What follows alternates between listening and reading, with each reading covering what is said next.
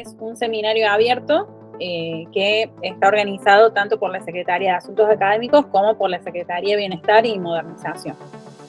Los dejo presentarse y bueno, les comento que hay estudiantes, también cursantes de la diplomatura Aprender a Enseñar y personas que estuvieron interesadas en el seminario y que no participan de la diplo, pero que, bueno, quisieron sumarse a este seminario abierto. Así que bueno, muchas gracias Vanina y Ricardo por este seminario que van a dar en el día de hoy. Bueno, muchas gracias por la invitación a todo el equipo. Mi nombre es Vanina Zurita, soy especialista en inclusión educativa de personas con discapacidad y mi carrera de base es psicóloga, profesora y licenciada, y formo parte del equipo de la Oficina de Inclusión Educativa de Personas en Situación de Discapacidad, que está alojado justamente en la Secretaría de Bienestar Universitario y Modernización. Y me acompaña mi compañero Ricardo, que es parte del departamento. Le voy a ceder la palabra, así se puede presentar. Bueno, buenas tardes a todos y todas. Muchas gracias, Bárbara, por la invitación. Ven, como Vani, soy psicólogo de base, estoy terminando la maestría en procesos educativos mediados por tecnología. También me desempeño como psicólogo en el Departamento de Acompañamiento a las Trayectorias Académicas Estudiantiles de la Secretaría de Bienestar Universitario y Modernización. Bueno, para ir comenzando, agradecerles el entusiasmo y la motivación por sumarse a esta propuesta, disculparnos por los hechos que tuvieron que reprogramarse este encuentro, fueron en principio cuestiones de salud, pero bueno. Hoy trajimos una propuesta que la idea es que pueda ser dialogada, interactuar lo más posible, por eso invitamos a que quienes puedan prender sus cámaras lo hagan, siempre que tengan conectividad y sea posible, porque lo hace un poco más cercano al intercambio, y a la vez que respetemos los turnos de habla, siempre trabajamos y ya vamos a ir viendo lo que tiene que ver con la accesibilidad comunicacional. Entonces va a haber momentos para el intercambio, pueden seleccionar la mano y vamos dando los turnos de habla, ¿sí? Porque bueno, voy viendo que se va sumando más gente, así que fantástico. Bueno, para iniciar, Ricardo va a comenzar a proyectar una presentación. Todo lo que vayamos poniendo igual como apoyo visual lo vamos a ir describiendo, de manera que si tienen problemas de conectividad o en algún momento se traba la imagen, no se pierdan el contenido de la información. Parte de esta propuesta, del recorrido que vamos a hacer en el seminario de hoy, tenemos como algunos disparadores para pensar o algunos interrogantes que a menudo escuchamos en las aulas y en los distintos espacios que circulamos de la universidad. Entre ellos, vamos a ver la segunda plaquita. Pensar cómo definimos la discapacidad, que vamos a estar entendiendo con este término, que es polisémico en principio. Cómo es una universidad accesible, cómo la estamos pensando, qué experiencias traen ustedes y cómo hacemos para construirla entre todos y entre quienes, además, ¿sí? Este es más o menos el recorrido, esperamos que nos alcance el tiempo para todo lo que hemos traído, y si no, algunas cuestiones que queden de duda van a estar los contactos y le vamos a dejar también bibliografía, esta presentación, y siempre dejamos todos los links de lo que vayamos nombrando. Así que para que eso sepan de antemano. Bueno, tenemos algunos disparadores que estuvimos buscando y pensando. Acá van a ver 4 imágenes. La primera de ellas está como en primera escena una mochila, hay como personas sentadas y mochilas en el piso. En la segunda se ve un aula bastante grande con muchas personas que están mirando de frente. A lo lejos hay un pizarrón verde y a un lado una pantalla que está proyectando aparentemente alguna imagen, y una persona que aparentemente fuera una docente está señalando el pizarrón verde. En la tercera imagen también tenemos muchas personas, pero están en otra disposición que parece más de tipo circular, y hay también una pantalla que se ve clara, ¿sí? Y en la cuarta imagen tenemos lo que parece ser un hall central con distintas distribuciones de mesas, gente circulando y acercándose a las mesas con distintas posiciones, algunas sentadas, otras paradas. Bien, hasta acá ustedes estarán diciendo qué será todo esto y para qué me ponen todas estas imágenes. Vamos a avanzar un poquito más. Cuando veíamos la primera imagen así en solitario, ¿qué podíamos pensar? Bueno, a unas mochilas, un aula típica que puedo pensar que está ahí. Ahora, si yo a esa imagen le sumo que se está trasladando una persona, que es un estudiante de bastón, usuario de bastón blanco, lo cual nos indica que es una persona con discapacidad, en este caso ceguera, esa primera imagen toma otro significado. ¿Qué les parece a ustedes que estará pasando si yo tengo esta persona que va recorriendo y se encuentra con este otro escenario donde está lleno de mochilas en el piso, gente que ha dejado objetos en los alrededores? ¿Alguien se anima a levantar la mano?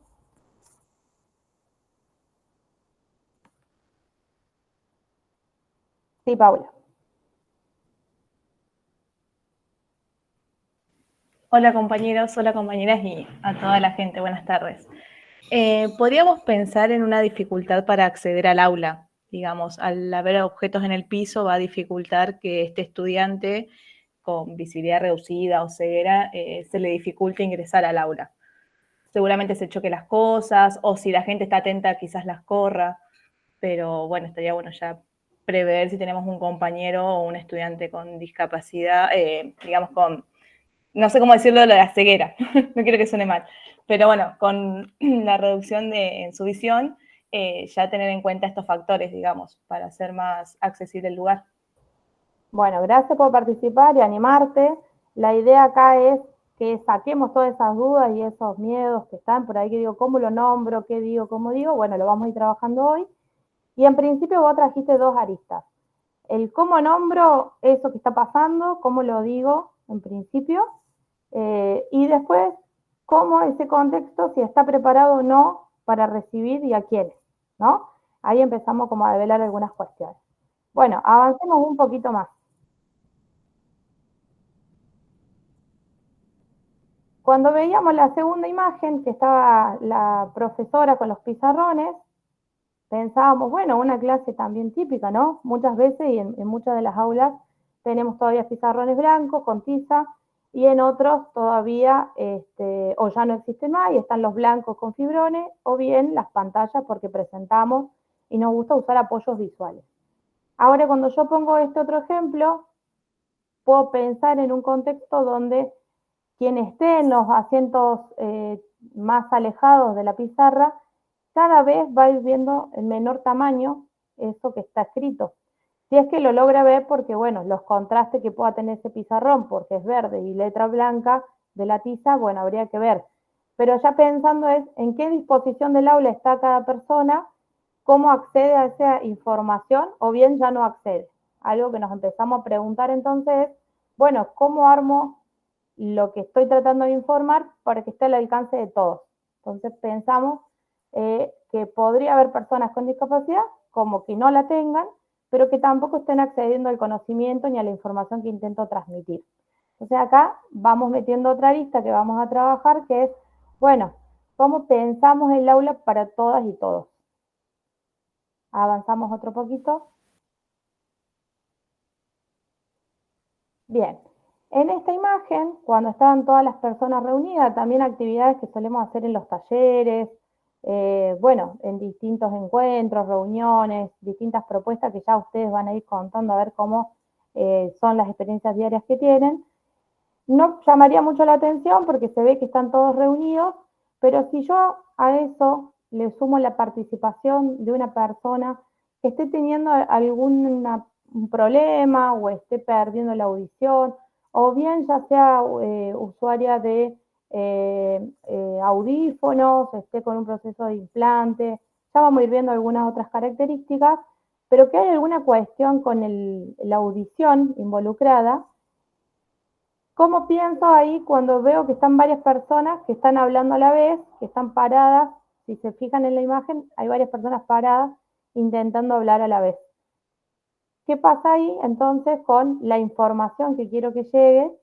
O si me estoy siquiera dando cuenta si hay alguien en el aula que requiera qué cosa, ¿no? Bueno, hasta ahí vamos con Ricardo ahora, ya van a venir un montón de preguntas, o seguro que ya se están haciendo algunas.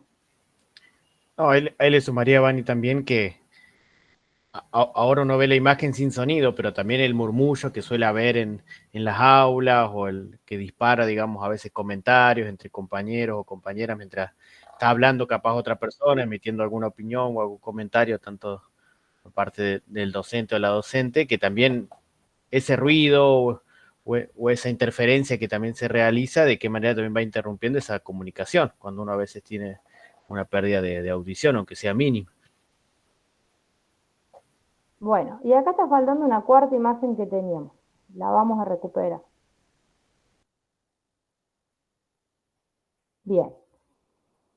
En base a los 3 ejemplos que venimos trayendo, donde los contextos se volvían un poco inaccesibles cuando ya poníamos algunas situaciones en juego, ¿qué se les ocurre acá que podría estar pasando? O faltando. ¿Alguien se anima a levantar la mano? Ahí está Sofía, sí. ¿Elecciones universitarias? Claro, ese podría ser el contexto de la foto, que estén en algún evento, puede parecer elecciones porque están las urnas, pero si pensamos en esto de que nos estamos vinculando, está circulando información, y recién decíamos, bueno, venía una persona con ceguera, después teníamos una persona que pudiera no tener discapacidad, pero estaba perdiendo información igual, y en la tercera imagen teníamos una persona con una disminución ya de tipo auditiva.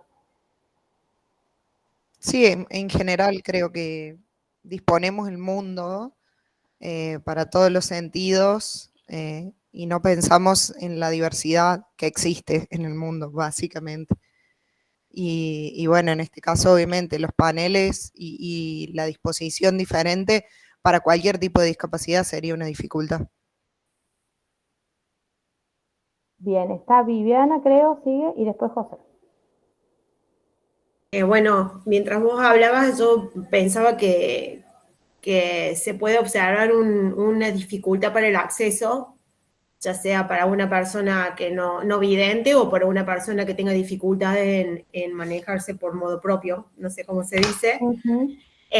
También me parece lo auditivo, porque hay mucha gente y puede haber un murmullo en el lugar. O sea, creo que ahí se combina todo lo que venimos hablando anteriormente en las otras diapositivas en un solo lugar. Me da esa impresión, como que está todo en un solo lugarcito, todo lo que vimos anteriormente. Bien, José. Ahí tenemos, bueno. ¿Cómo va? Buenas tardes. Yo al verlo como una imagen monocroma, no sé si es el sentido o no, me parece la falta de información que hay, o sea, más allá de los obstáculos, la falta de información que puede recibir una persona con problemas en alguno de los sentidos al ingresar a un espacio como este de la foto. No está claro el rumbo por dónde ir o dónde obtener algo, dónde obtener información básica, ya sea braille o en algún otro formato.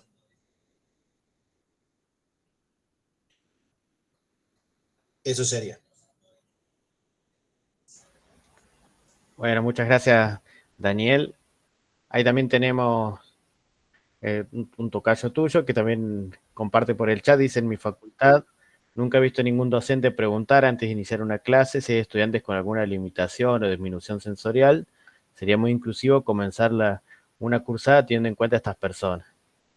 Y Nicolás suma: faltan límites o bordes espaciales, se mezcla la circulación con reunión, etcétera, haciendo referencia a la imagen. Bueno, van trayendo un montón de cuestiones que están relacionadas, pero que tenemos como que tratar de ver cómo las organizamos. En principio, bien dijo Viviana, bueno, algo con el acceso está fallando, claramente que sí, porque no estaría permitiendo una libre participación. Y José o Daniel, no sé cómo te dicen, nos agrega, bueno, pero también falta información. ¿Qué canal o qué formato se está usando para llegar? Y él habló de una accesibilidad puntual que es el braille. Está pensando en un tipo de discapacidad en concreto. Acá también podemos ver que en ese sentido no encontramos como mayor señalética para decir qué tipo de actividad, para dónde dirigirse, está como implícito, ¿no? Como que uno pasa todo lo visual, por lo general, es lo que prima, entonces sin duda que se vuelven barreras y obstáculos para personas que se manejen con, sobre todo, bastón blanco, pero también podríamos pensar con bastón verde, podríamos pensar, como decían al principio, alguien que es usuario de silla de ruedas o bastones canadienses, cómo se desplazaría, ¿sí? Bien, avanzamos otro poquito más. ¿Por qué largamos desde ahí? Para ir teniendo como algunas situaciones y ejemplos concretos de que hay algunas maneras diarias que tenemos de manejarnos, de desenvolvernos, que en sí mismas pueden convertirse en barreras. Y ahí es donde empezamos a pensar que esto de la discapacidad tiene muchas aristas, pero sobre todo, si la vamos a pensar de dos formas, sobre todo que pueden ser contrapuestas o que están en tensión y que han primado a lo largo del tiempo.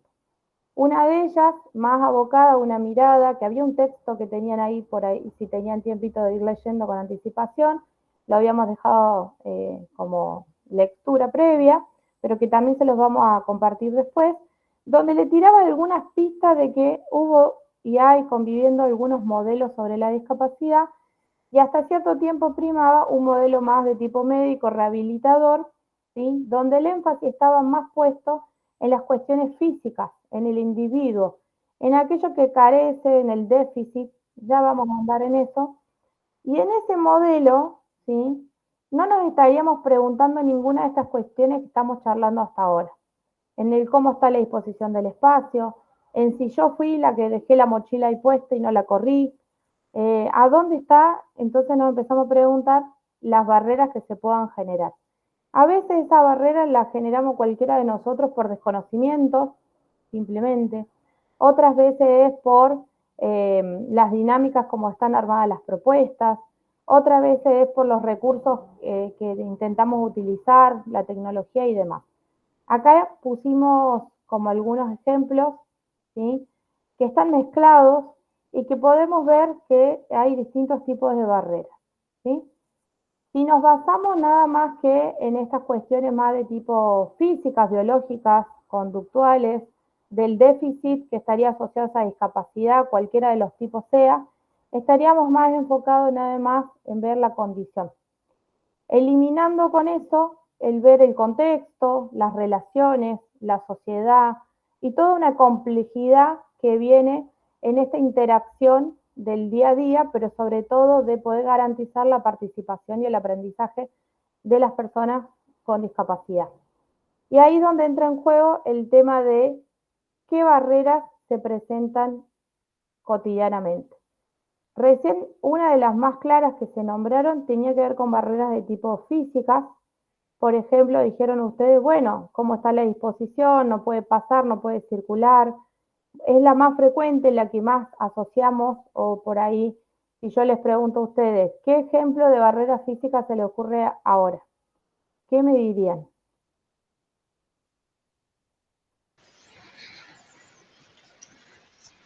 La escalera sin pensar. Ahí está César. Sí, la escalera es una clásica. Viviana.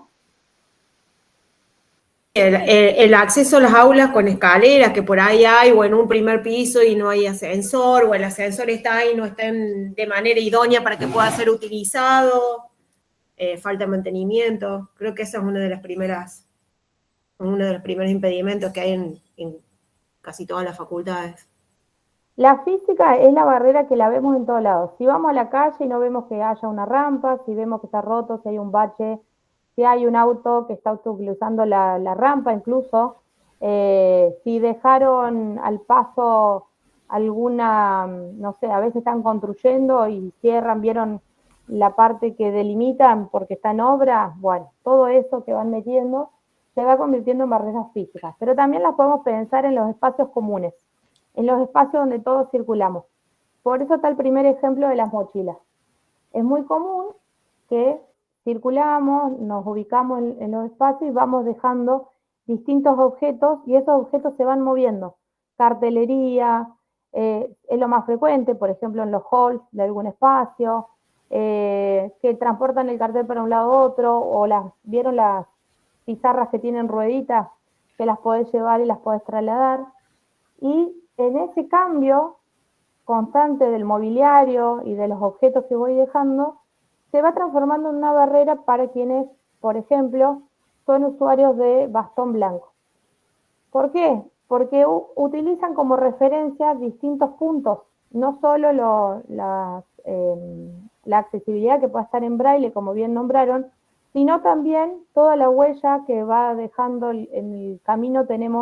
¿Vieron esos cuadraditos que tienen rayas? Los zócalos, esos que son para el que marca el bastón. Muchas veces, en la mitad de ese camino, hay algo obstaculizando, y otras veces, al cambiar algo de lado, hace que, por ejemplo, se había memorizado que dando la vuelta para ir al baño, después de la pizarra tanto, yo tenía que entrar al aula X, ¿no? ¿Por qué? Porque la persona aprendió a memorizarse y orientarse espacialmente con ese punto de referencia. Claramente que ese originariamente no era un buen punto de referencia, pero suelen tenerlo incorporado. Pero además se transforma en una barrera actitudinal, y esta es la más difícil muchas veces de que podamos suprimir, cuando nos encontramos con planteos, por ejemplo, de algunos estudiantes que nos cuentan: sí, pero les pedí a mis compañeros, a mis compañeras que por favor no dejen tirados los bolsos, y cada vez que llego al aula, además de que están parados en la puerta porque se están acomodando, o bueno, en algunas aulas hay mucha gente, además no se corren, no preguntan y me tropiezo. ¿Por qué actitudinal? Porque falta ahí un compromiso, o es una decisión, o por, como les decía al principio, desconocimiento o falta de comprensión de cómo se está convirtiendo en ese contexto en inaccesible. Tenemos otras barreras frecuentes que tienen que ver ya asociado a lo comunicacional. Vieron el ejemplo que decíamos que todas las personas están hablando a la vez. El otro donde ahí decía Ricardo, bueno, ahora hay un barullo constante, se está haciendo la actividad y en el fondo hay un rumoreo, abren y cierran puertas, se golpea una ventana, el micrófono anda mal y hace interferencia, pongo un video y la acústica o el audio es malo. Bueno, ya vamos identificando distintos sucesos que nos van pasando cotidianamente para ver cómo hacemos para suprimirlos, pero entendiendo que comunicacionalmente se está perdiendo parte de esa información que se está transmitiendo, entonces hay una persona que está quedando fuera de ese circuito. Ahí le suma, Vani, también, Constanza, esta cuestión de estar pendiente con los teléfonos, o esta veces desatención, digamos, que se realiza de la persona capaz que está exponiendo o hablando, digamos, que también genera como una interferencia porque no da cuenta si está escuchando o no, digamos. Como pareciera que estuviera hablando al vacío mientras la otra persona está con su atención hacia otro dispositivo, o hacia lo que pasa en otro plano, digamos, en este caso en lo tecnológico, y no en la conversación que está pudiendo mantener. Sí, todo lo que haga el contexto de esa comunicación e interfiera y haya una o más personas que están perdiendo información, que además pueda ser clave para un examen, pero también puede ser clave para vincularse, para relacionarse con las otras personas, para entender lo que se está explicando, para poder participar, porque si parte del mensaje no llega, no entiende si tiene que preguntar, no entiende si es algo que le están diciendo a esa persona o a otra. Y es muy común acá, por ejemplo, todo el tema de desconocer o por ahí no complementar con otros apoyos para que quede más claro el mensaje que se está intentando comunicar.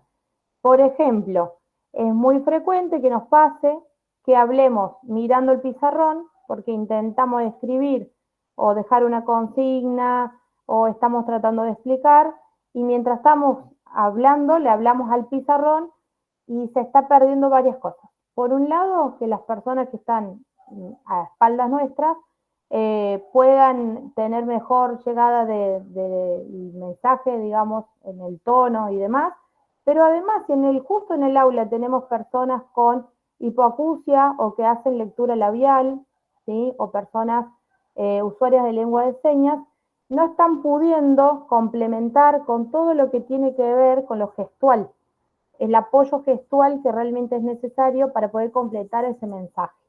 Y esa es una práctica que muchas veces la hacemos sin darnos cuenta, porque simplemente nos giramos, tomamos nota y capaz a veces son 2 minutos, pero todo ese tiempo se pierde todo lo que tiene que ver con lo gestual y con la dirección en que va a llegar.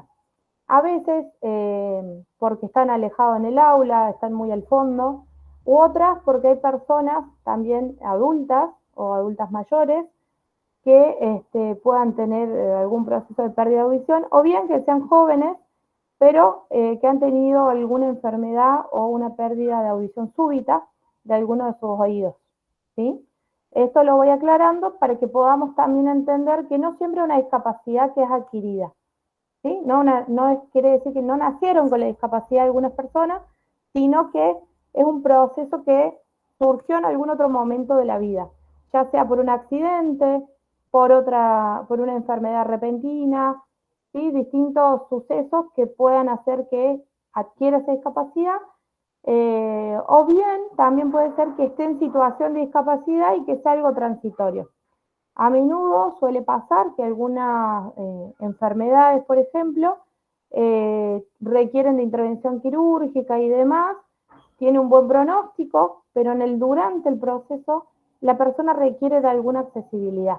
O un ejemplo muy claro y concreto, que ustedes quizás todo el mundo conoce, cuando alguien se fractura, por ejemplo, alguno de los dedos de la mano y de repente su mano hábil, o bien alguna de las piernas y de pronto, bueno, está con muletas. Esa cuestión que va a llevar un tiempo y que sabemos que pueda tener un pronóstico de rehabilitación, ¿no? Que va a volver a lo cotidiano, normal, por decirlo entre comillas, hace que durante ese periodo esté en situación de discapacidad y requiera algunas accesibilidades. Bien, ¿en qué vamos a avanzar? En algunas cuestiones también que tenga que ver con lo académico, porque entonces decimos, bueno, y todo esto con las estrategias que implemento en el aula, ¿qué hago? ¿Cómo lo hago? ¿Cómo hago que esta aula se vaya volviendo más inclusiva? ¿No? Bien, acá Ricardo, no sé si querés sumar algo más. No, también ahí le sumaría que a veces este cambio de situación, donde una persona, como vos bien nombraste, Vani, puede ser que por algún daño, alguna lesión, digamos, adquiere una situación, digamos, de discapacidad, a veces el cambio en el contexto también favorece la participación. Por ejemplo, una reunión virtual en el contexto de pandemia favorecía la participación de aquellas personas que capaz tenían hipoacusia o alguna pérdida auditiva, digamos, porque uno eliminaba ese ruido, ese murmullo que muchas veces hay en una clase, si estuviéramos las 100 personas ahora en un aula con constante ingreso y salida capaz de personas, que dificultaba muchas veces la participación. Bueno, avanzamos. Entonces ahora nosotros trajimos acá pero también queremos preguntarle a ustedes qué otras han escuchado, porque por ahí es muy frecuente que recibimos correos, llamadas o visitas en la oficina y nos llega la pregunta si hay carreras para personas con discapacidad o bien qué carrera sería para X discapacidad, ¿puede acceder a la universidad o no una persona con discapacidad? ¿Han escuchado algún tipo de frase asociada con la discapacidad de la universidad?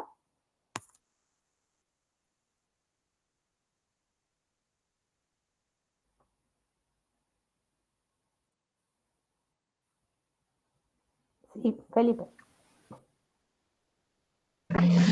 Tiene que ser un caso conocido porque, digo, a escala grande, porque yo vengo de jardinería Y dentro de planeamiento físico, un área al lado, se dictan talleres. Cuestión que uno de los chicos está en silla de ruedas y me preguntó si él podía estudiar la tecnicatura en jardinería. Ese es el caso, digamos. La respuesta no sé si.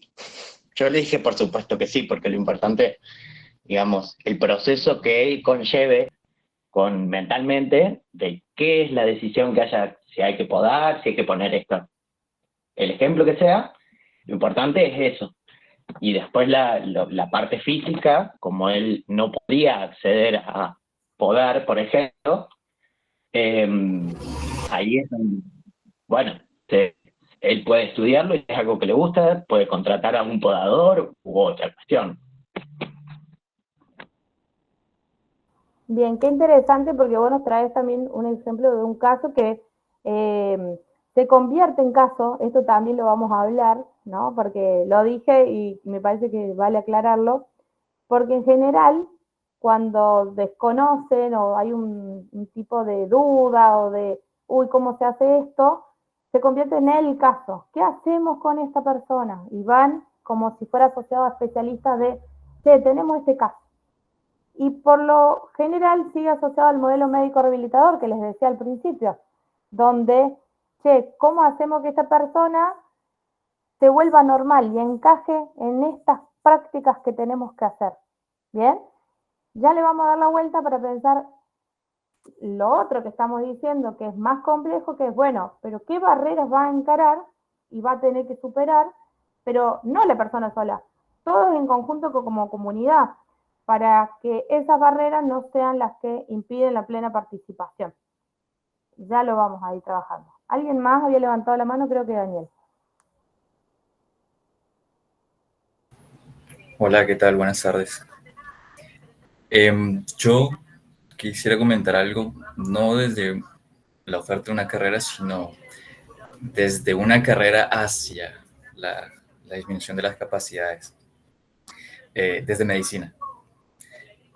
Directamente, hoy estoy acá en esta charla porque me preocupa muchísimo el tema de pocos profesionales de la salud capacitados para poder recibir, atender en una consulta personas con discapacidad visual o del lenguaje, ¿no? Lo vi frecuentemente en el hospital de niños, se practican a todavía avanzado y es alarmante. La verdad que estoy acá porque quiero aprender un montón y quiero también sacarme unas dudas, pero me convoca la necesidad de aprender lenguaje de señas y braille para poder recibir a estas personas, ¿no? Porque vi muchos casos en donde era súper complejo acercar, abordarse a un niño con discapacidad. Y lamentablemente terminan relegados. Y ahí puse un ejemplo también en el chat, que eso sucedió en otra facultad, en otro contexto, y que la verdad que quedé sorprendido por la falta de empatía y solidaridad hacia estas personas. Entonces, lo que quiero traer ahora es ¿qué hacemos nosotros como personas que tenemos las capacidades en su totalidad para poder acercarnos desde la parte de salud? Me interesa más a mí. Gracias. Gracias, Daniel, por traer una arista más a este diálogo que estamos teniendo hoy, que es lo de la capacidad. Y esto es lo que vamos a poner en tensión, porque prima una idea de capacitismo, ¿no? Si las personas son capaces o no, pueden rendir para cierta función o actividad, y eso también descansa en el modelo que decíamos que se basa en las condiciones, ¿no? Entonces se limita a ver si, y asociado a la corporalidad, y a si eso es un déficit o no, si es una capacidad o una incapacidad, y no permite ver y salir de ese binomio, digamos, que hay otras cuestiones y fortalezas que la persona tiene y que quizás si pensamos y hacemos el ejercicio de buscar de qué manera y el cómo generamos esas accesibilidades, la persona se podría desenvolver como cualquier otra persona. ¿Y qué pasa ahí? Vos diste también algunos ejemplos complejos en el sentido de herramientas que se requieren. Cuando hay una afectación del lenguaje o no estaría el lenguaje oral como nos manejamos con frecuencia, suele ser una barrera actitudinal la primera que prima, porque estamos acostumbrados y crecimos y nos socializamos a través de la oralidad, ¿cierto? Entonces yo lo que quiero es ir y hablarle a alguien y quiero que esa persona me hable y me conteste, o si no, me escriba con la escritura y el habla, que son ambas las que priman. ¿Y cómo hacer y qué otras herramientas alternativas y aumentativas tenemos o tecnología asistiva para poder comunicarme? Y muy frecuentemente digo que es actitudinal porque está esta idea asociada de que, bueno, no se comunica, esta persona no puede comunicarse. Y no, eso es un error. La persona se está comunicando de otras maneras, sobre todo con el lenguaje no verbal, porque tranquilamente me puede estar expresando enojo, aceptación o no, o rechazo, y un montón de otra información que es la primera que yo necesito para poder vincularme con cualquier persona. Al principio del encuentro de hoy, no me puedo acordar el nombre, pero estaba participando una de las chicas, creo que era Paula, que se animó y dice, yo no sé cómo nombrarlo. No sé si le digo con ceguera, le digo persona discapacitada, le digo ciego, ¿cómo le digo? Y ahí es el primer punto que creo que hoy tenemos que llevarnos y consensuar. Que estamos hablando de una otra persona. Cada una de las personas que tenemos enfrente le tenemos que tratar de sacar esa etiqueta. Si no, va a ser muy difícil empezar cualquier planificación, cualquier proyecto, cualquier actividad y cualquier propuesta. Es un cambio de perspectiva, donde lo primero que tengo que tratar de encontrar y reconocer es cómo se llama, cuál es su situación y qué apoyo frecuentemente utiliza o requiere para yo poder pensar en esa interacción. Y si la persona está tan comprometida como las situaciones que está trayendo Daniel, bueno, tengo que poder explorar si hay una red de apoyo. Y esa red de apoyo me va a brindar recomendaciones y sugerencias para trabajar. Algunas veces esas redes es la familia o mayoritariamente, y otras veces también cuentan, en algunos casos afortunados, con apoyo de profesionales externos, interdisciplinarios, porque en algunos casos se requiere de muchísima rehabilitación a lo largo de los años, ya sea fonoaudiología, kinesio, fisioterapia, no sé, me estoy olvidando algunas otras, esperen que las más significativas quiero nombrar. AT, por ejemplo, acompañante terapéutico, o docentes de apoyo a la inclusión que tuvieron en primario o en secundario, ¿sí? Entonces empezar a pensar que si las barreras entonces las ponemos en la comunidad y en la sociedad, para suprimirlas también tenemos que trabajar como comunidad educativa, como sociedad y en red. No puede ser en solitario, o no alcanza que sea en solitario, y tampoco alcanza que sea solo una cuestión de voluntarismo, ¿sí? Ricardo.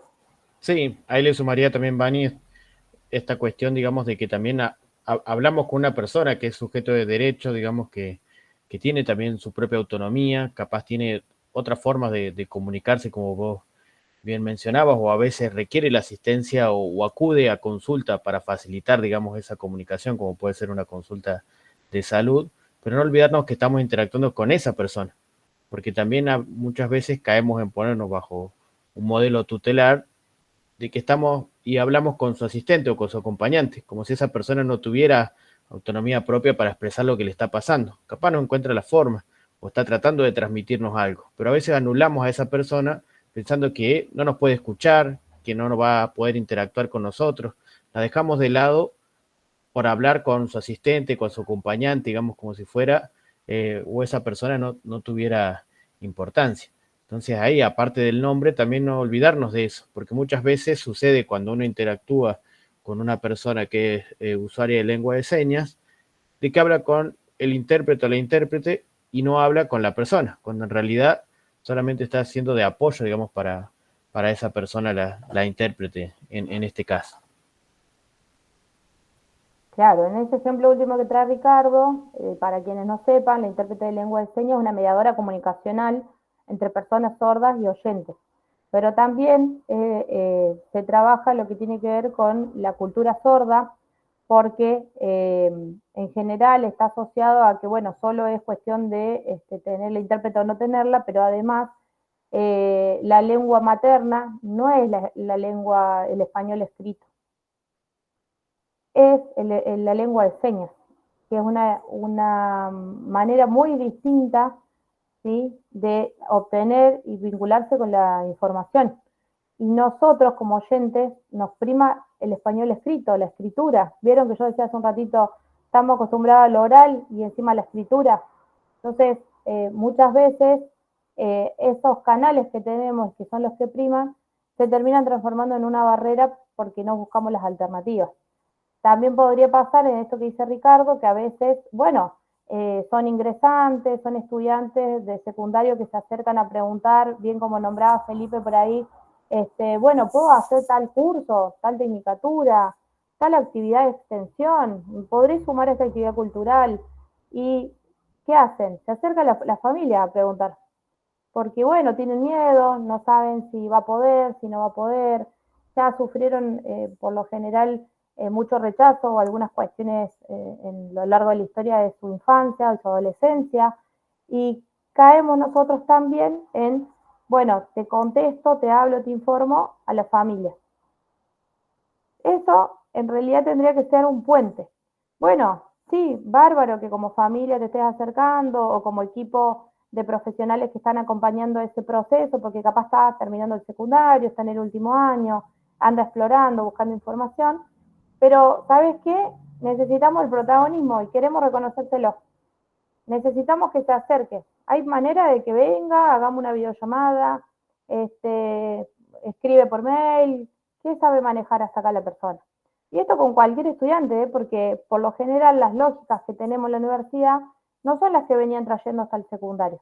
En el secundario había una cantidad X de materias, a veces los mismos profes dan varias materias, hay un horario de entrada, un horario de salida, hay un par de recreos, acá cambia el espacio físico, cambia la dinámica, cambia el vocabulario, cambia la cultura incluso de cómo es el tiempo de, si yo quiero ir al baño, a veces preguntan, ¿puedo salir o tengo que pedir permiso todas las veces? Bueno, tiene que ver con una cuestión también de la vida universitaria misma, que por ahí tenemos muy naturalizado a lo largo de los años, sobre todo quienes ya estamos en carreras hace mucho tiempo, en algunas facultades, en carreras avanzadas, o bien porque estamos en algunas funciones o actividades, pero para quien se acerca por primera vez a la universidad no deja de ser algo inmenso, gigante, es otro mundo, con otros códigos y otro nivel de información incluso, que a veces es muy técnico. No nos damos cuenta, por nosotros, pero si ya le expliqué 5 veces que tiene que venir en no sé qué fecha, inscribirse por guaraní. O le dije, cierra la materia y te cargo las notas en el guaraní. Y nos llega esta consulta y nos dicen, pero yo ni siquiera le entendí que era guaraní. Lo único que sé de guaraní es que en la escuela alguna vez lo vimos con los pueblos originarios y estuvimos trabajando, no sé qué cosa. Suerte si hay algún contenido previo con cual puedan asociar ese otro vocabulario nuevo, ¿no?, que estoy tratando de mencionar. Sí, Ricardo. No, sumado a eso también de que al tener lógica de funcionamiento también diferentes a las que traían capaz en trayectos anteriores, muchas veces las personas, también aparece este etiquetamiento de que por qué una persona con discapacidad hay que hacer algún tipo de diferencia. Lo que bien comentaba Vani, muchas veces se acercan a consultar ingresantes, estudiantes que van a acudir por primera vez a la universidad con sus padres a consultar información relacionada a alguna carrera en particular o algún espacio, pero cuando es un estudiante con discapacidad hay que prestar atención a otros aspectos, pareciera, digamos, como que sería diferente la atención, digamos.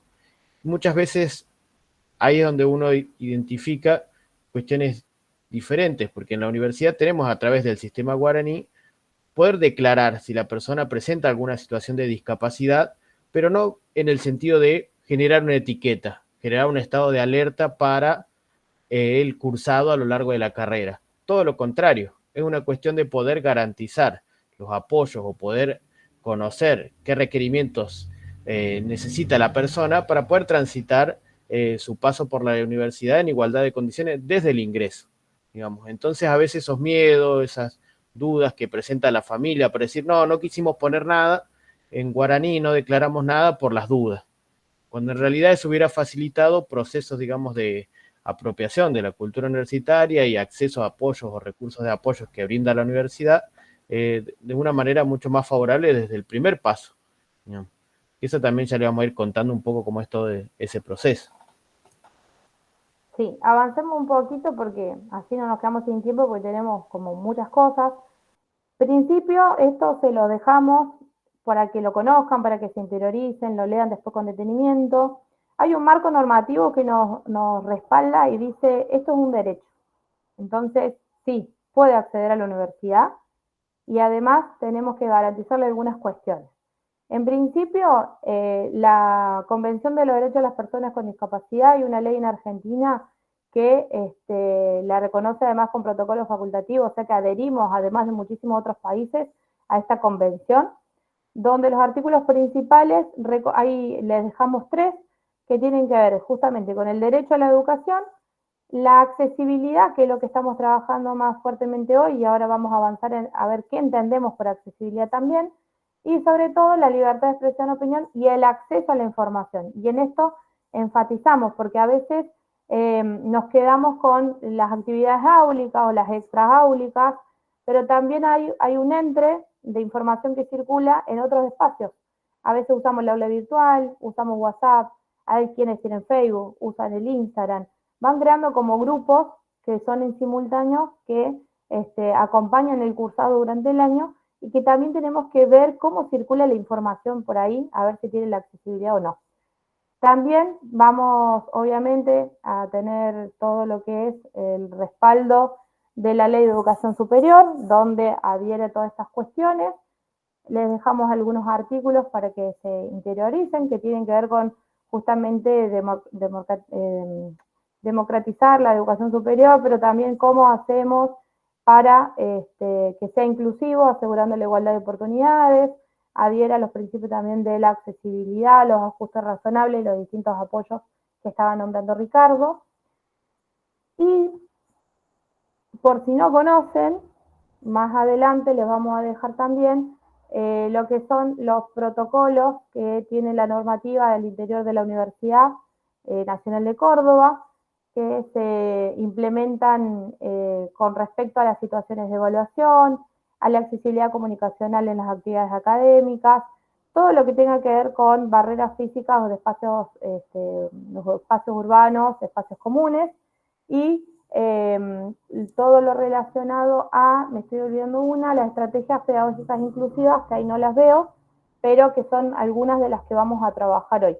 Nos parece importante que esto lo tengan, porque son largos para sintetizarlos acá, pero están enfocados principalmente a entender a qué nos referimos con estas cuestiones y algunas herramientas que están vinculadas a poder suprimir barreras de las que venimos hablando. ¿Qué les trajimos para poder hacer este ejercicio? En principio, que podamos unificar o entender o acordar de alguna manera qué vamos a entender por accesibilidad. En el día de hoy la que estamos trabajando tiene que ver la accesibilidad como derecho, que como bien les decía está en el artículo 9 de la Convención Internacional de los Derechos de las Personas con Discapacidad. Esto que acá les dejamos con lo que tenga que ver con entornos, también con instalaciones, todo proceso, bienes, productos, servicios, objetos, instrumentos, herramientas, dispositivos, etcétera, etcétera, que puedan ser utilizables por todas las personas con seguridad, comodidad y máxima autonomía posible. Esto se los pusimos porque por ahí es muy frecuente y nos pasó en pandemia, que solo termina asociado la cuestión de acceso o accesibilidad a conectividad, que si bien es importante y es uno de los pilares contar con tecnologías, digamos, para poder ser parte de algunas actividades que las requieran y de conectividad claramente, no es solo esa la arista, quedaría incompleto lo que tendríamos que trabajar. Sí, Ricardo. No, también hay que sumarle que a veces se genera esta confusión, o es una de las dudas más frecuentes, que no confundir, digamos, la accesibilidad, el poder garantizar la igualdad de condiciones para acceder a rendir, a cursar, a poder realizar un trabajo práctico o tener modificaciones de tipo metodológicas, no tiene que ver con un recorte de contenido. Es decir, que no hay una reducción del contenido que se va a brindar o aprender, digamos, en la formación, a lo largo de la formación universitaria. Que a veces esas son dudas que se suelen presentar a veces en las docentes, o que la misma familia viene a preguntar, digamos, cuando a veces sí hubo esas instancias en trayectos previos.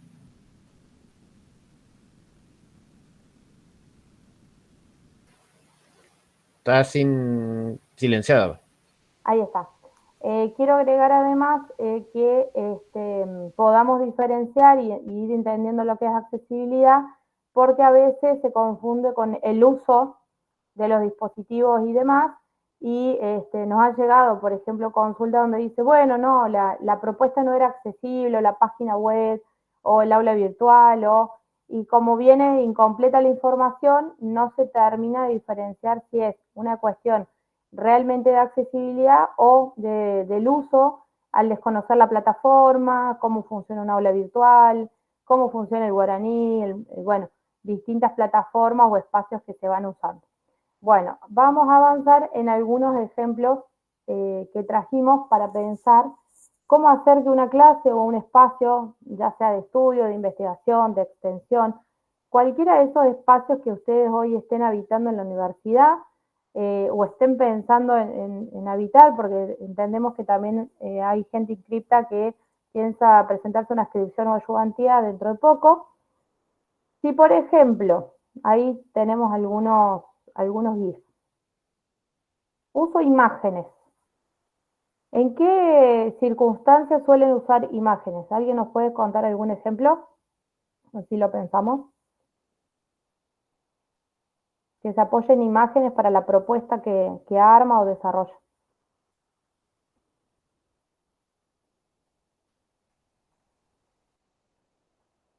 Sí, Vivian.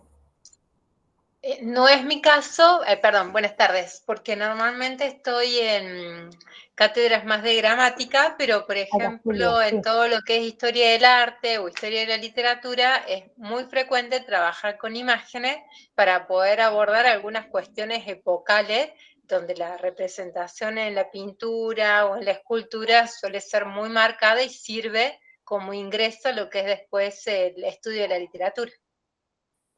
Bien. En general esas imágenes están alojadas en algún apunte, en un PowerPoint, ¿en qué tipo? ¿En el aula virtual? ¿Dónde las podemos encontrar?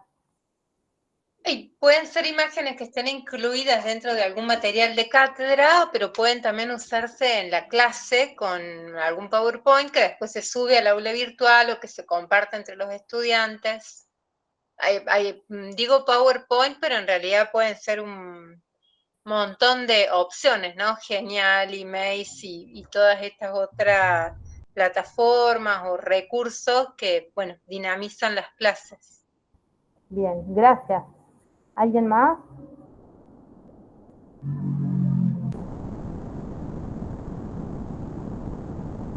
Viviana. Bueno, nosotras también, nosotros damos culturas juveniles y comunicación, y en nuestra cátedra por ahí tomamos mucho el tema de los jóvenes grafiteros, la cultura de diversos adolescentes, y usamos muchas imágenes y tratamos de describirlas porque creo que es la forma más representativa de mostrar estas distintas culturas. Creo que la imagen es un recurso muy valioso y se puede trabajar de muchísimos enfoques. Bien, gracias por señalarlo. La idea de las propuestas es usar aquellos apoyos que enriquecen los canales de comunicación.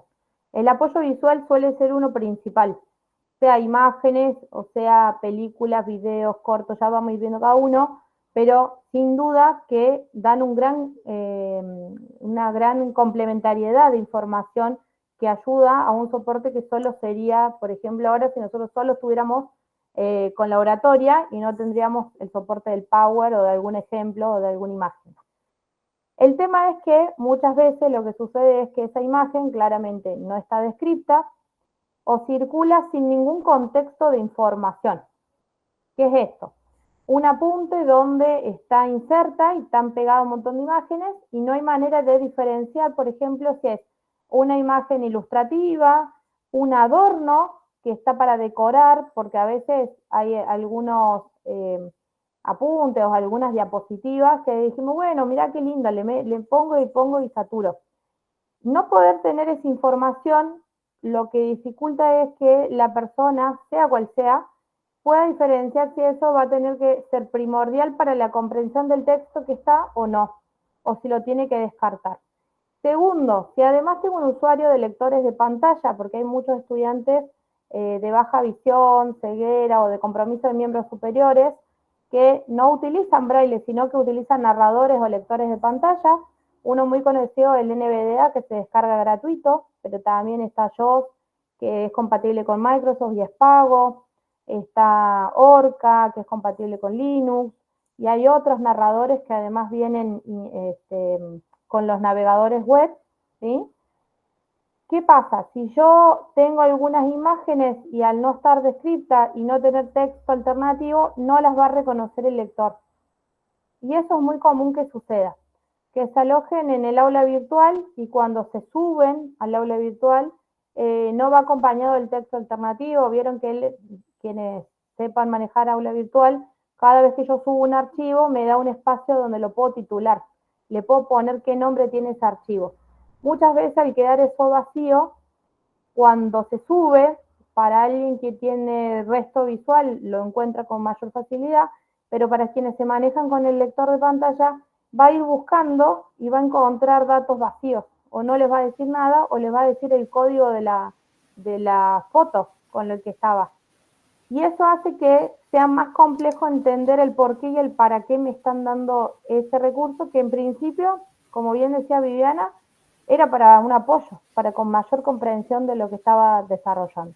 O capaz, Vani, ahí te sumaría también que traes lo del Moodle, el aula virtual, que a veces uno utiliza banners para poder ilustrar también alguna sección del aula virtual que está diseñando o que está queriendo resaltar, y capaz se olvida de hacer una etiqueta o generarle, digamos, una nominación correcta al espacio y queda solamente toda esa información alojada en ese banner, que es una imagen que capaz, si no le agregue el texto alternativo, tampoco va a poder leer a qué está haciendo referencia contextualmente, digamos, esa imagen.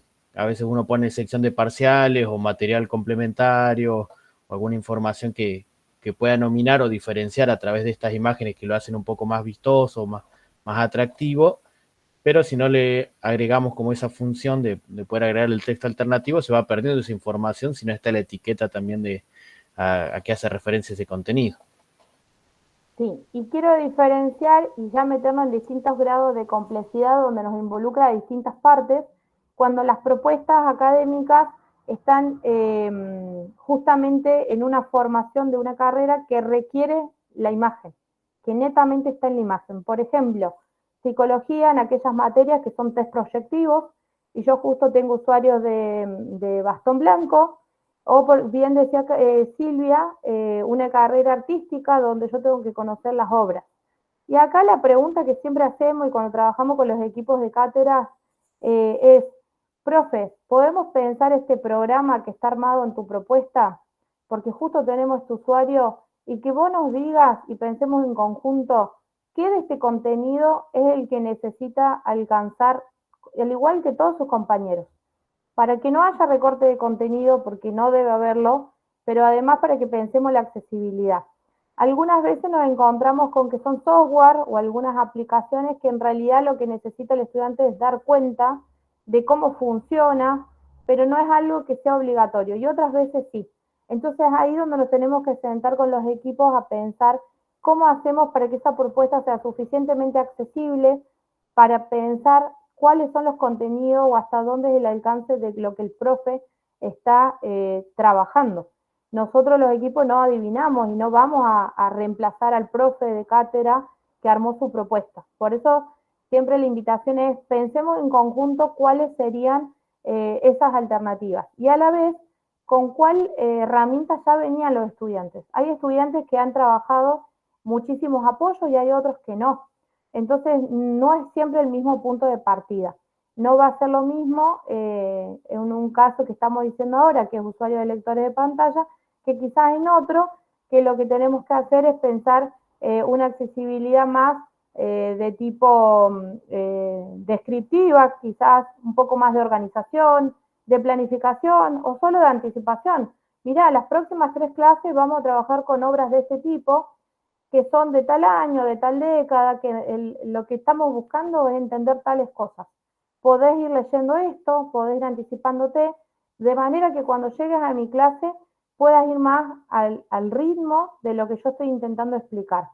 Si no pudiste llegar en ese tiempo, bueno, están los espacios de clase de consulta donde lo podemos trabajar y complementar quizás con otro tipo de apoyo. Esas son las estrategias que tenemos que ir buscando.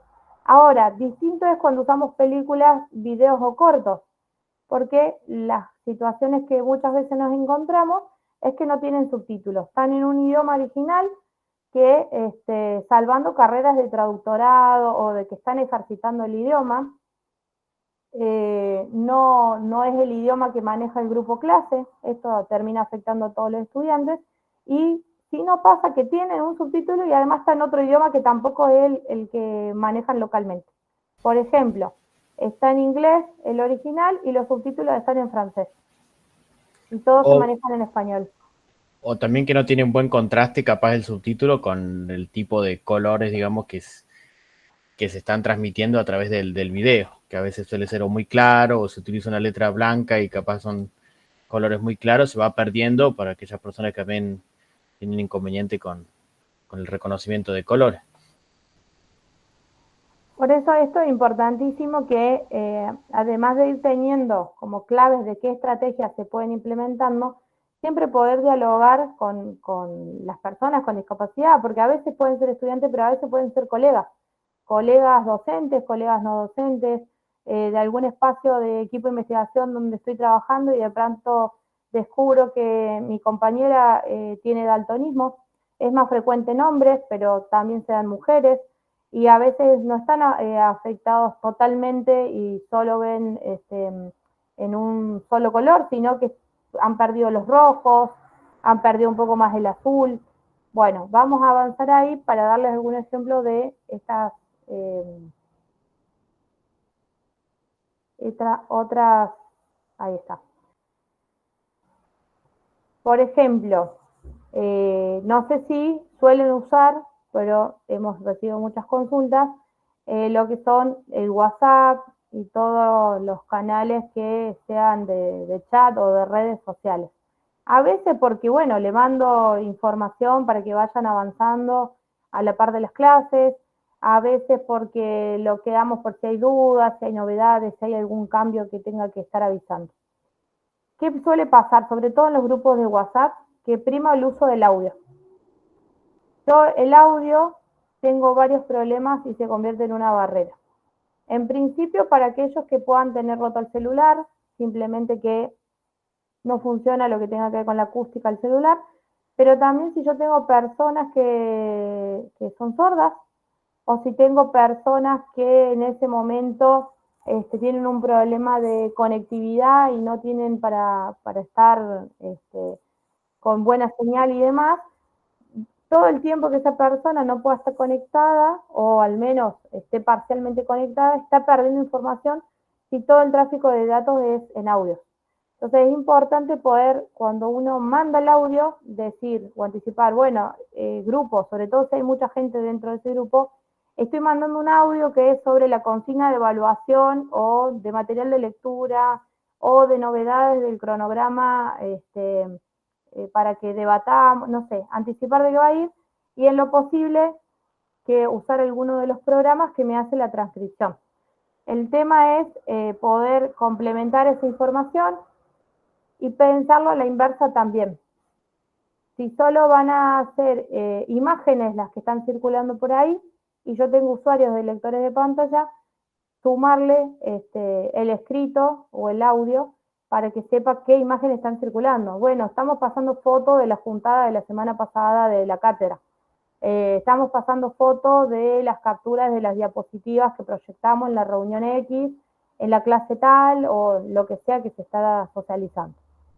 Asimismo, con la escritura, si yo estoy acostumbrada a escribir todo en cursiva y negrita, que a veces es como una práctica que viene instalada, tratar de evitarlo, priorizar usar un Arial o un Verdana, por ejemplo, todas aquellas que no tengan serifa. Ahí les pusimos el ejemplo, porque las otras que son curvas, lo que hace es que vaya dificultando a la lectura, sobre todo si tenemos personas con dislexia o tenemos que tengan algún grado de disminución visual.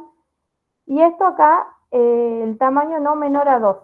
Nos ha pasado que estudiantes sin discapacidad, sin ninguna cuestión de que usen lentes ni nada, se tengan que acercar a la oficina a pedirnos accesibilidad porque recibían o se encontraban con apuntes en tamaño 8 o 9 de letra. Una cuestión, si tienen ahí la compu para abrir un Word y poner el tamaño 8, fíjense, peguen cualquier texto y pásenlo a 8, es una cuestión de unas hormiguitas que de pronto tengo que hacer un esfuerzo y ponerme encima del documento. No debiera estar nunca para nadie en menos de 12. Para cualquiera de todas las personas, el mínimo, por todas las recomendaciones que hay a nivel de todos los equipos a nivel internacional, de hecho, la base es 12. Pensando también en que eso se sostenga, indicar si hay que llevar al lugar a imprimir el apunte o la evaluación, y yo ya lo hice con criterio de accesibilidad, le puse el tamaño, le puse el espaciado, le puse el interlineado, me preocupé de que esté hacia la izquierda, cumplí todos los requisitos que dice el protocolo, que lo tengo que editar de tal manera, porque este estudiante lo necesita así, porque en general mis estudiantes necesitan una buena calidad para la lectura. También nos ha pasado que cuando lo llevan a la imprenta o a la fotocopiadora o a donde lo acerquen, les reducen o les cambian el formato porque dicen, ay, mirá qué feo que está esto, ¿por qué está tirado todo el texto a la izquierda? No lo centraron. No, también, sí. no, también van a ir por una cuestión de económica, digamos, es decir, para reducir la cantidad de hojas, que en vez de que ocupe 20 hojas, que ocupe 10 o menos, digamos, para tratar de reducir la cantidad del costo también que puede generar o salir ese punto. Pero por una cuestión de a veces de un beneficio se generan también cuestiones que se presentan como barreras después. Sí, y también, sobre todo lo vemos en evaluaciones. Los profes nos escriben, se acercan a la Secretaría de Asuntos Estudiantiles, hacemos la articulación entre la oficina, los profes, las secretarías, todos informados, está el informe de recomendaciones, nos preparamos todos, van las clases, viene el cursado, llega la instancia evaluativa y dice la profe, yo ya lo armé, me tomé directamente cuando lo hice de base, le puse todos los criterios de accesibilidad, súper orgullosa, va, lo entrega, lo deja en fotocopiadora, a la semana del reclamo y dice, no estuvo accesible el examen. ¿Cómo que no estuvo accesible? Si estuvimos todos hablando, no sé qué. Cuando vamos a buscar el examen, estaba en una letra ínfima. ¿Dónde había sido el problema? En la fotocopiadora. Inocentemente, por desconocimiento, lo encontraron que estaba feo, que el formato era raro, bueno, le cambiaron todo, y eso que eran 2 hojas. Tampoco era que era un apunte. Entonces, quizás a veces conviene ponerle un lema. Este documento fue accesibilizado, no modificar el formato ni el tamaño, por ejemplo. O instalar esa práctica y compartirla, digamos, porque es algo que se nos escapa a todos. O ahí como está el ejemplo, este es un documento que está todo rayado, que ya fue utilizado, que ya tiene notas al márgenes, y es muy común que por la urgencia o porque no localicemos el texto original o lo que sea, se va así al apunte. El apunte ese llega a bibliografía accesible al equipo y el equipo se encuentra con un doble paso que tiene que hacer. En principio tratar de encontrar los originales, volver a tratar de rastrearlo. Al digitalizarlo, todo eso que está anotado en los costados, los escáneres y los OCR, que son los reconocedores de caracteres, van a transformar todos esos manchones en algún código. Todos esos códigos entorpecen la lectura y se meten en el medio de las palabras y las desarman y las rompen. Entonces después tiene que pasar un editor para que lo limpie, cambie todo de vuelta, y todo eso puede llevar un mes, mes y medio o más. Entonces ya hace que cualquier estudiante que el apunte lo compró en los primeros días de clase o cuando estuvo a disposición, y los otros estudiantes tengan que esperar y llegar 2 meses más tarde recién a poder leer el primer capítulo con la mejor de las chances, si no hubo ningún problema en el medio que entorpeciera la accesibilidad. Bien, avanzamos otro poquito, así podemos llegar a decir algunas cosas más. Acá les dejamos ejemplos si usan presentaciones, algunos criterios para tener en cuenta, sobre todo porque se suele usar mucho las doble columnas, las triples columnas. Eso hace que la información sea difícil de interpretar para cualquiera. Las letras se achican mucho al tener tantas columnas, se sobrecarga de texto. A veces son filminas que son 30, 40 renglones en una letra pequeña. Y esto que decía Ricardo de los colores, tener mucho cuidado de que la información que está ofreciéndose no sea solo basada en el color.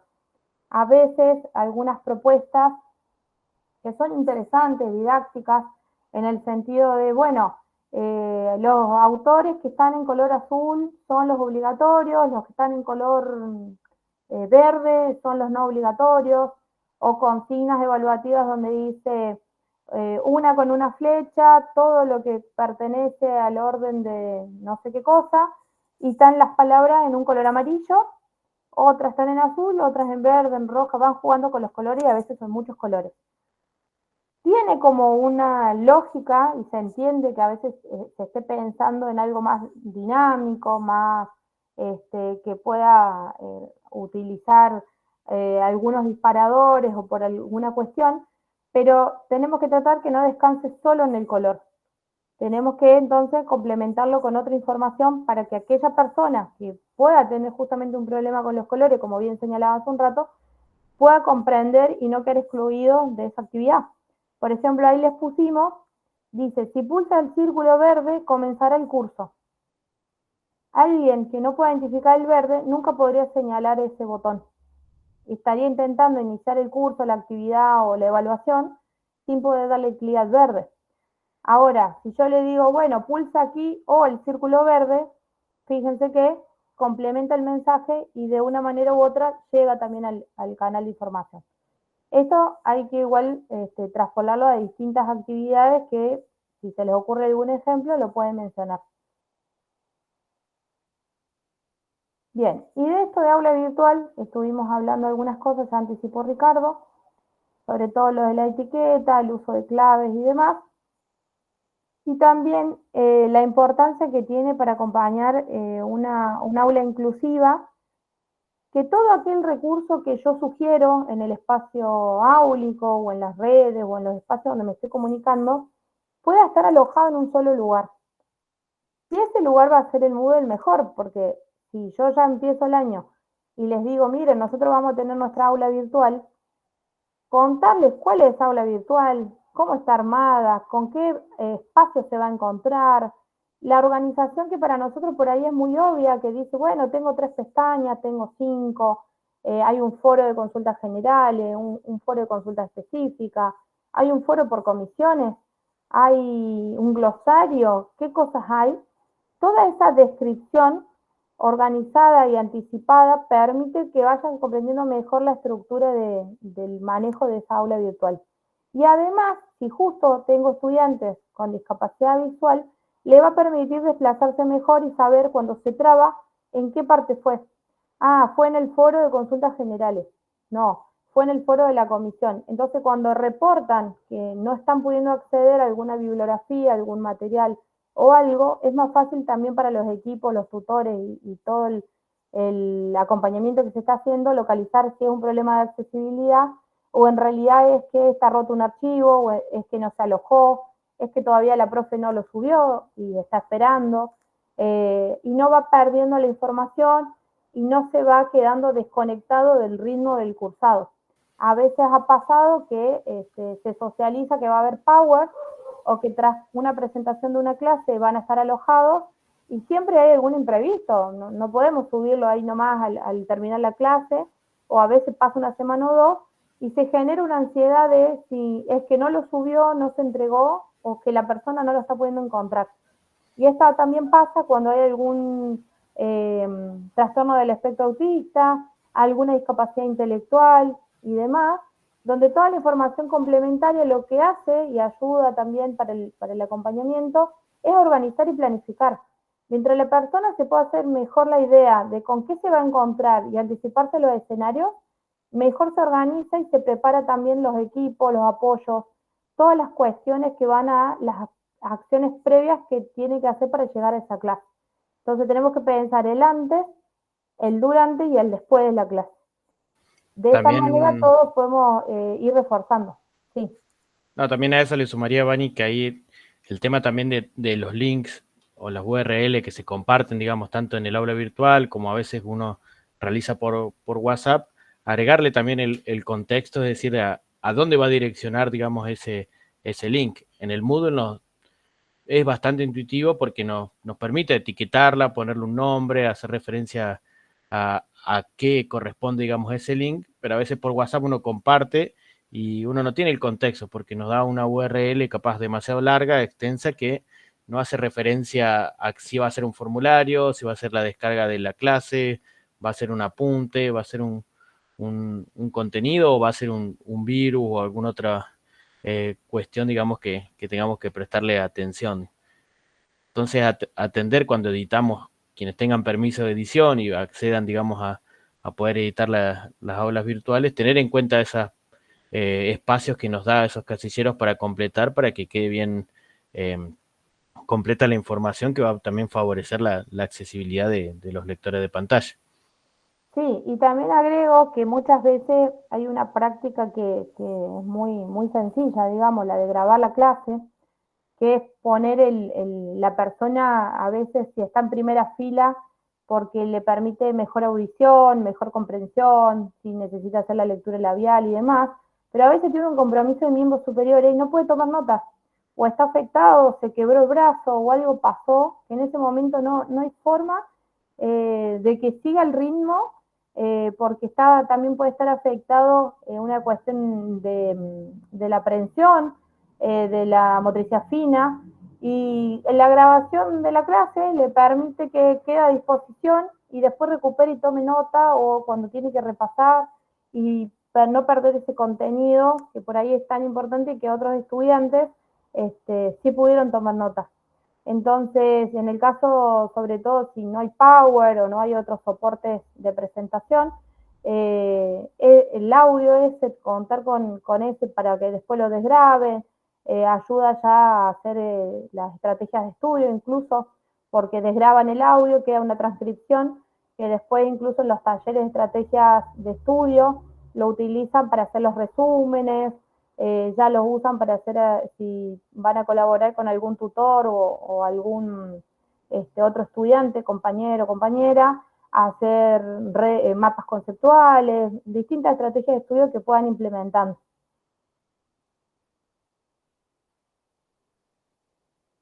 Creo que había una mano y se me fue y no vi quién era. No, era yo, perdón, hace un rato, pero era por el tema anterior. Ahí está, Leandro, no te veía ni el cuadradito, ahí está. No, que yo por ahí, yo soy odontólogo, trabajo en una cátedra, bueno, en la UNC, pero también en la Católica, y ahí tenemos una materia que es odontología y discapacidad. Bien. Entonces nosotros, aparte de trabajar en el colegio odontológico, donde me tocó armar el consentimiento informado, en ese tema de decir, bueno, la autorización del paciente o cómo va a autorizar la práctica que yo quiero realizar con él, bueno, nosotros lo que trabajamos mucho son con caritas, ¿no? Una carita feliz, una carita triste. Entonces, que el paciente decida por sí mismo, pese a la discapacidad que pueda llegar a tener, que el paciente decida si quiere ser atendido o no. Entonces, bueno, hablando de las distintas estrategias, pulse aquí el color verde, el color rojo, bueno, nosotros por ahí en los consentimientos informados, en la parte de salud, lo manejamos desde esa parte, ¿no? Desde esa gráfica o pictografía, ¿no? Qué interesante que traes algunos ejemplos de comunicación alternativa. Otras maneras podría ser con el pestañeo de los ojos, y la persona ya tiene incorporado esta manera de comunicarse donde quizás 2 pestañeos es que sí o a la inversa, 1 que no y 2 que sí, y a la vez tiene una tablet donde tiene todo un vocabulario asociado con los números que toque, y toca el número y sale una frase, una pregunta, entonces uno contesta y la persona vuelve a repreguntarte y tiene frases prearmadas que fueron trabajando con los equipos de apoyo, digamos, y que lo que ahí sí hay que tener en cuenta es que son otros tiempos. Son tiempos donde yo tengo que tener una pausa que quizás en otro momento no la tengo con otra persona. Y ese tiempo es lo que me permite también poder lograr la comunicación. Dejar que la persona vaya seleccionando, vaya transmitiendo el mensaje que está armando, poder contestar, poder interactuar. Y eso tenerlo en cuenta incluso para las instancias de evaluación. A veces una pequeña extensión de ese tiempo, siempre decimos los protocolos figura como hasta el doble de tiempo máximo, pero no quiere decir que si dura 2 horas yo le tengo que dar 4 horas. No, a veces termina siendo que en 2 horas y cuarto ya terminó. Lo que pasa es que necesita hacer la relectura. Si tiene que interpretar la intérprete de lengua de señas hasta que le interpreta, hasta que le vuelve a traducir y demás, o hasta que el lector le levanta toda esa información, lleva un tiempo que es el que los compañeros de eso no lo tienen que hacer. Entonces, sobre todo en lo que es en términos de comunicación, va a requerir que claramente nosotros tengamos como una pausa, que a veces estamos muy acelerados y que con discapacidad es necesario detener. Eso, por ahí, para quienes no han tenido experiencia de trabajar en equipos con personas con discapacidad, ténganlo en cuenta, ¿sí? Y otra cosa también, puede ser que pensemos los pictogramas, que pensemos algunos amplificadores, por ahí tenemos los corbateros, se lo pone y el que va a hacer la oratoria anda con el amplificador. Es muy común que a veces nos olvidamos que va a haber mucha gente, más de 100, 200 personas en un aula y no hay un micrófono. Y no solo afecta a la comunicación, sino a la persona que está exponiendo, que termina con la garganta destrozada de la fuerza que hace para tratar de comunicarse. Todo eso hace a pensar prácticas más inclusivas, pero también a pensar como comunidad, cada uno desde nuestro lugar, qué hace o cómo hace para suprimir distintas barreras. Ese es el ejercicio, pensar todos los espacios en los que circulamos con la perspectiva de accesibilidad. De decir, bueno, a ver, ¿qué cosas yo puedo hacer desde acá para pensar estas otras lógicas? Claramente, y por ahí vi pasar alguna de las preguntas que decía, bueno, hay cuestiones que se preguntan si tiene que ver esta carrera que quiere hacer, donde hay un compromiso muy grande de lo físico, de lo cognitivo, y sí, las personas se lo preguntan, y los acompañamos a hacer talleres de orientación vocacional, cómo están pensando ese proyecto, por qué están pensando esa carrera, si conocen cuál es el campo profesional, porque hay que pensar toda la propuesta inclusiva, no solo el ingreso, no solo si es que puede arrancar, sino es la permanencia, todo el durante, cómo va a ser ese egreso, y también desde el minuto cero invitamos a pensar, bueno, ¿cómo te estás imaginando vos tu inserción profesional? Porque no deja de ser que estás viniendo a buscar una propuesta profesional que tiene un campo laboral y que en algunos campos laborales de algunas disciplinas todavía no están pensados para algunas discapacidades o para ninguna. Y no es lo mismo después de que transita alguna persona, como hay un caso muy conocido de un profesor de educación física que durante toda su carrera y su egreso no tenía discapacidad, la adquirió por un accidente posterior donde vio afectado su cuerpo, y a partir de eso empezó a pensar todas sus propuestas ya como docente, de eso que él mismo había cursado sin esa perspectiva, ahora que le tenía a ver cómo se podía hacer y hasta dónde la accesibilidad o prácticas más inclusivas de una carrera que es enteramente con el cuerpo. Eso lo van a poder encontrar porque es muy conocido. Entonces, los desafíos que tenemos por delante todavía son muchos, no los desconocemos. Sabemos que no se tejen solos, que claramente contar con los apoyos de los profesionales y las redes que ya vienen acompañando a las personas a lo largo de su vida es muy valioso porque ya tienen una práctica de ejercitar algunas cuestiones que saben que funcionan y que otras no. Y entonces con eso nosotros podemos sumarlo a pensar, porque los conocedores de cada disciplina son los que las transitamos. Difícilmente yo les puedo hablar de todas las disciplinas con una vocación o con una cantidad de información y detalle como ustedes me hablarían de las de ustedes propias. Entonces, cuando nos juntamos todos y hacemos también esa interdisciplina, las propuestas pedagógicas que puedan salir van a ser claramente más inclusivas, mucho más ricas, porque podemos abordar distintas aristas. Entonces, acá hay una imagen que es muy conocida, que suele circular, que la quisimos recuperar, que nos dice: triste la época la nuestra, es más fácil desintegrar un átomo que un prejuicio. Y lo pusimos de esta manera porque muchas de las barreras que todavía encontramos siguen siendo las actitudinales. Y las actitudinales de considerar si algunas personas merecen o no estar en ciertos espacios, sin siquiera sentarnos a dialogar con esas personas para ver cómo lo están pensando, qué están buscando en ese espacio, qué están comprendiendo, y sabiendo que muchas de las personas que se acercan por primera vez a la universidad tienen una idea o un ideal de lo que son las carreras o las ofertas, pero por ahí no tienen información confiable, información más concreta de qué posibilidades me da además ese campo profesional o de qué se trata, o bien leyeron algunas cuestiones, pero bueno, como les decía al principio, tiene un lenguaje tan técnico que no les va a significar o no le va a poder dar un contenido que por ahí es el que sí maneja cada uno en sus disciplinas. Todo esto nosotros los dejamos a disposición. Claramente no podemos abordar todo en encuentros de tan pocas horas, pero sí queda nuestro contacto para que puedan contactarnos y acercarse si quisieran a la oficina, que estamos de lunes a viernes siempre de 9 a 4. Si están pensando alguna propuesta, si están justo haciendo alguna investigación, si están justo sumando en el equipo a alguien y alguna persona con discapacidad, qué mejor que acercarse y preguntarle qué consideran que es necesario seguir trabajando y hacerlos partícipes.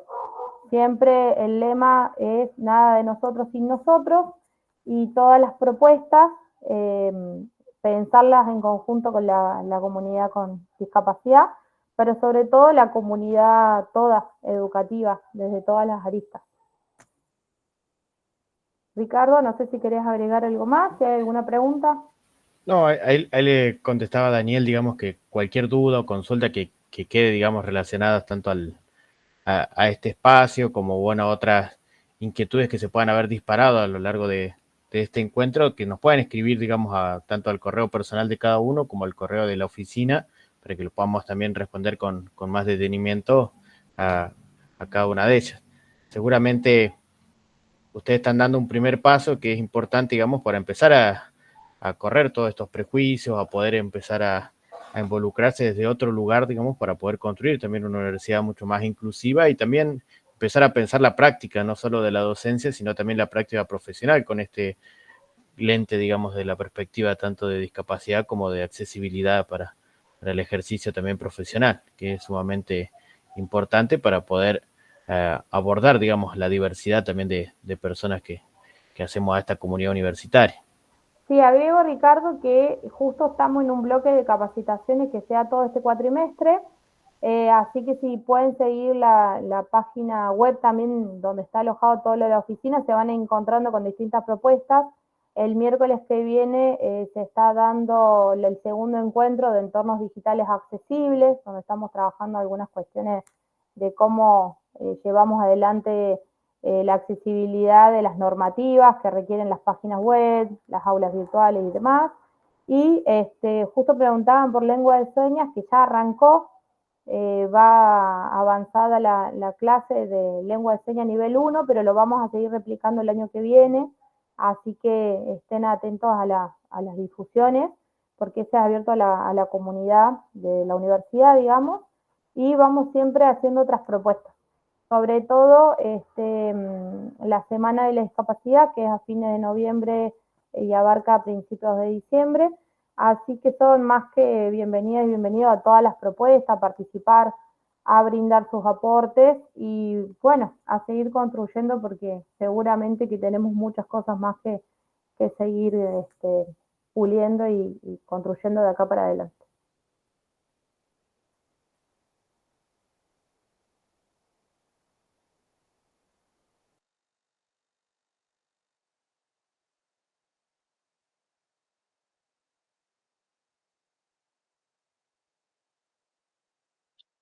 Muchas gracias.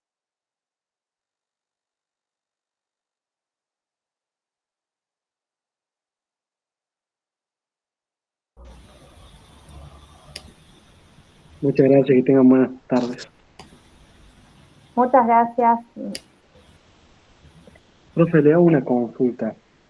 ¿Este seminario se acredita con la presencia de hoy o aparte hay que hacer un trabajo práctico? Sí, tiene una consigna que nosotros ahora terminamos y se la ponemos a disposición a Bárbara y seguro se la van a estar enviando. Y les dejamos el power, entiendo que la grabación también va a quedar, más la bibliografía que sugerimos para que se puedan apoyar y hacer esa actividad. No se Perfecto, asusten muchas que gracias. no va a ser compleja, es para que esté al alcance de todos. Muchas gracias. Gracias, Vanina y Ricardo, por este espacio. Bárbara les manda el saludo a todos. Tuvo que retirarse a otro evento que tenemos de doctorandos.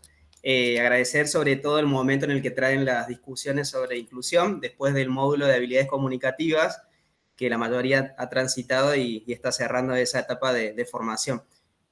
También en un momento bisagra para el módulo siguiente, que va a tratar sobre ya ingresar al mundo de la didáctica y las prácticas de enseñanza, que seguramente todos estos aportes que han traído podrán ser recuperados y pensados de manera situada. Y con respecto a las actividades, como bien dijo Vanina, es así, van a tener la acreditación una vez que realicen el trabajo. No se toman asistencia en los encuentros, así que por las dudas si alguien va a consultar eso, no hay ningún tipo de formulario, sino que con la actividad que realicen ya pueden dejar, digamos, el primer seminario realizado. Y por otro lado, decirles que en unos minutitos también vamos a habilitarle el último módulo a cargo de Gloria Borioli, que fue esta última semana de encuentro. Así que no se preocupen, que en un ratito ya reciben todas las comunicaciones. Nuevamente, Ricardo y Vanina, muchas gracias. Quedamos a disposición por cualquier duda o consulta.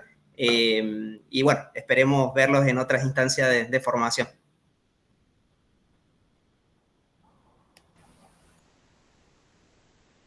Yo me quedo acá un ratito, si alguien tiene consultas particulares de la Diplo, así que si Vanina y Ricardo están libres, digamos, no hay problema. Gracias, Bueno, Fernando. muchas gracias, Fernando, y muchas gracias a todos y todas por participar. Gracias a ustedes. No sabemos si las manos levantadas son de la Diplo o de dudas de nosotros, eso no me queda ahí ya. Sí, hay Daniel, Viviana, Alida.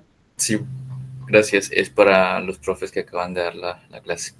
¿Existe la posibilidad de hacer un taller formativo, valga la redundancia, para los estudiantes de medicina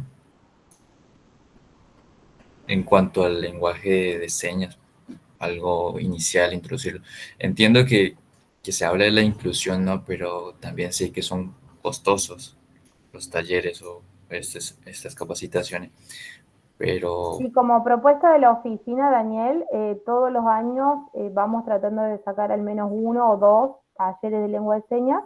Empezamos con nivel 1, que es lo más básico, digamos, para primero conocer, saludar, poder entender la cultura sorda y demás, y lo dan profes sordos. Así que sí, posibilidad hay. Quédate en contacto de manera que te puedas ir enterando de las próximas, cómo las vamos armando. Claro, te diría, Daniel, que nos escriba al correo de la oficina para que quede registrado tu correo, digamos, como interesado para para cuando en los próximos cursos podamos enviarte también la información. Buenísimo, muchas gracias. Viviana, Alida. Hola, buenas tardes. Bueno, primero agradecer porque me pareció súper interesante, más allá de que hablamos de la postura de las personas con discapacidades, creo que también se puede aplicar a todos los otros alumnos, porque por ahí son muchos tips que se tienen en cuenta, ya sea el subtítulo, los audios, las imágenes que sirven en general, que me pareció muy, muy enriquecedor para tenerlo en cuenta. Y te quería preguntar si ese trabajo que tenemos que hacer o ese envío del trabajo puede ser de 2 personas o es individual. Y no sé cómo sería. Justo está el profesor que va a pensar la actividad, así que lo vemos después a ver qué deciden, que está bueno el planteo. Hasta ahora han sido me acabo de encontrar con una compañera de mi carrera de profesorado, por eso... mira, en general en la Diplo las presentaciones son individuales en el término de poder dejar asentada la participación, pero si existen, digamos, cátedras compartidas, pueden pensar la actividad. Eso lo hablamos con el profe a ver qué piensa, pero puede ser una posibilidad. Bueno, dale, gracias. De nada. Sí, Alida. Bueno, yo tenía entendido que teníamos un plazo sin límites para presentar todos los trabajos. Y después me pareció haber leído que tenemos un plazo, Sí. ya sea para la diplomatura o para cada uno de los seminarios que estamos viendo. Sí, está buena tu pregunta porque también estamos acercándonos a casi la mitad de la diplomatura y justo veía que hay personas de otras cortes acá de la Diplo. Ya para el año que viene usted va a iniciar un trabajo de seguimiento personalizado por facultades. Por lo tanto, esta primera instancia que es teórica, práctica o que tiene una aproximación a las temáticas de enseñanza, están pensadas para que ustedes vayan completando a su ritmo, entendiendo que son docentes y estudiantes. Entonces, tienen tiempo hasta fin de año, que el fin de año, si mal no me equivoco, va a ser hasta el 30 de noviembre, digamos, como una fecha. Es muy acá el fin de año. Una fecha tentativa. Para los que tenemos muchas obligaciones, ¿viste? Sí, las actividades de los foros y demás, saben que están pensadas para que ustedes también vayan teniendo como una constancia en la formación misma. La fecha en sí de cierre, eso seguramente vamos a ir viendo también en base a la propia actividad que ustedes tienen, ¿no? De acuerdo a los reportes que nos emitan. Sí les quiero decir que idealmente necesitan tener, digamos, lo más avanzado posible todas las actividades de los cursos, porque el año que viene ustedes van a entrar en un proceso de escritura más intensiva sobre la propuesta de enseñanza que piensan, que van a pensar y diseñar con los profes.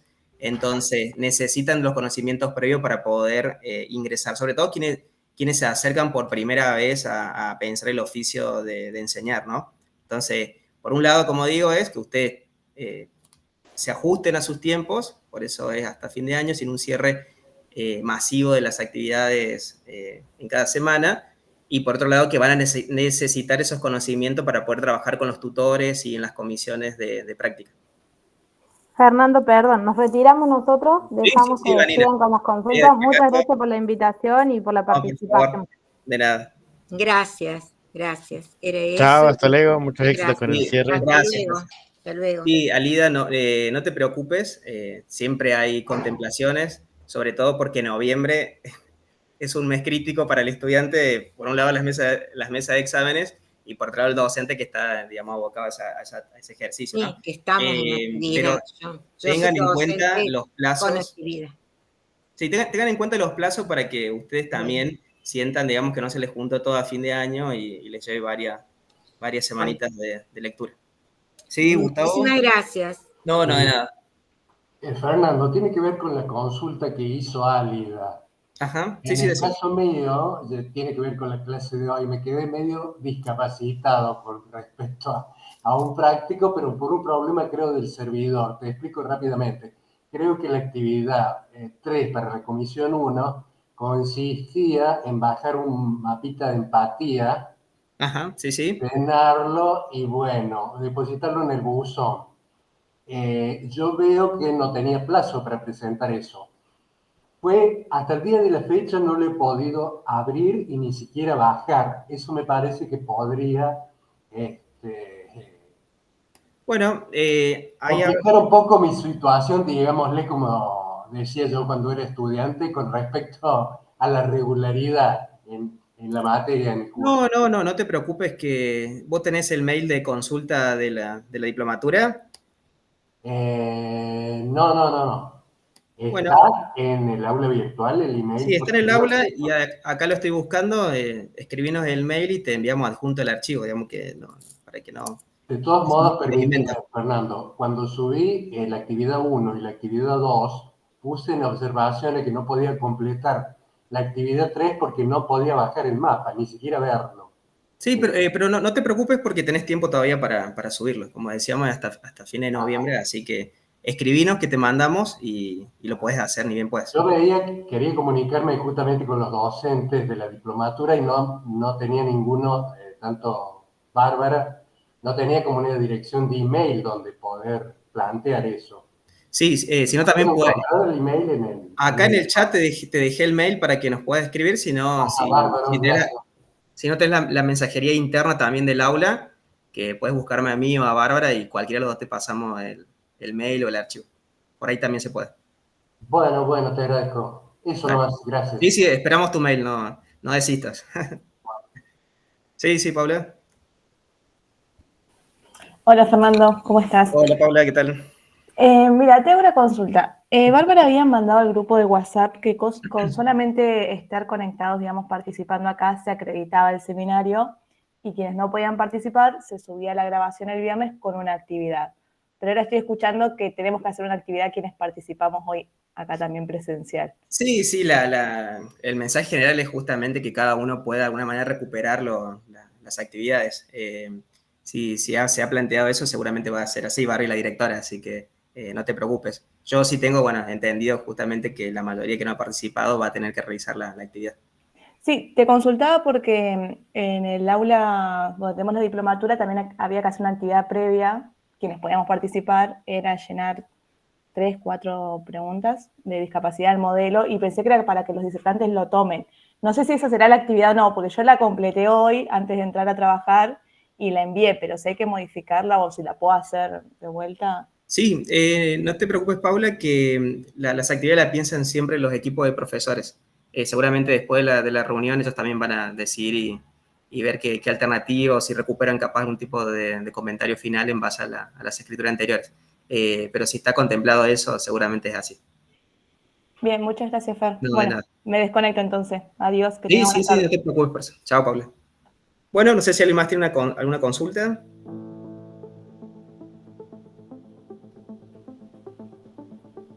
Bueno, creo que no. Gracias por sumarse y ya en unos minutos van a tener el módulo 4 abierto, por ahí si alguien ya quiere comenzar a avanzar con las actividades. Gracias y nos encontramos la próxima semana.